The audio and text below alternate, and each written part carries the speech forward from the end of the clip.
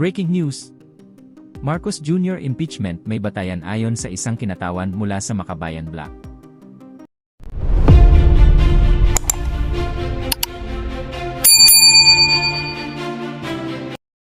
Naniniwala ang isang kinatawan ng Makabayan Black na may sapat na batayan upang maghain ng impeachment complaint laban kay Pangulong Bongbong Marcos Jr. Kaugnay ng umano'y multi-bilyong pisong flood control scandal na kinasasangkutan ng Department of Public Works and Highways.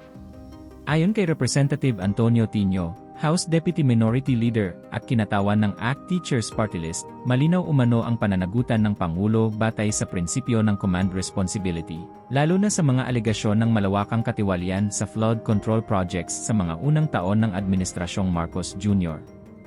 Ipinaliwanag ni Tino na bilang punong ehekutibo, hawak ng Pangulo ang kapangyarihang magbeto ng budget, magpatigil ng paggastos, at kontrolin ang paglalabas ng pondo ng bayan. Dahil dito, anya, hindi maaaring ihiwalay ang Pangulo sa mga alegasyong anomalya sa paggamit ng pondo para sa flood control. Dagdag pa ng mambabatas, ang issue ay hindi lamang usapin ng mga ahensya sa ibaba, kundi isang sistematikong problema na nag-ugat sa mga desisyong pinahintulutan at pinirmahan sa antas ng Malacanang.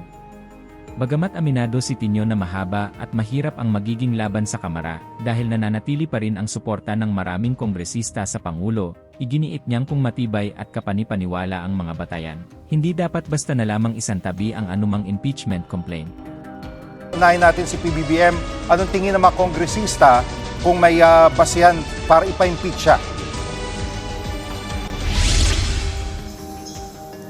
Jiggy, kung si ACT Teachers Party List Representative Antonio Tino nga yung tatanungin, may nakikita raw silang grounds o basehan sa posibleng ang impeachment laban kay Pangulong Bongbong Marcos. Kasama nga riyan yung aligasyon laban sa Pangulo na tumatanggap o tumanggap umano siya ng kickback sa mga proyekto ng gobyerno. Nauna na kasing siniwalat nga ni dating Congressman Zaldico na tumanggap umano ng 25 billion pesos itong si PBBM mula doon sa 100 billion pesos na insertions sa 2025 national budget. Pero ayon nga kay Tino, pinag-aaralan pa raw nila ito. Kailangan daw kasi ng matibay na ebidensya. At ayon naman kay Navotas Representative Toby Chanco, tanging kay Congressman Egay Erice lang niya narinig na may nilulutong ng impeachment complaint laban kay PBBM. Wala rin daw kumakausap sa kanya tungkol dito, pero git niya, dapat daw pareho ang pamantayan sa pagpapanagot sa mga opisyal, mapa presidente man o vice-presidente. Nauna na rin sinabi ng palasyo, Jiggy, na handa nga si Pangulong Marcos sakaling may maghain ng impeachment complaint laban sa kanya. Jiggy. At kung kayo naman ang tatanungin mga kababayan,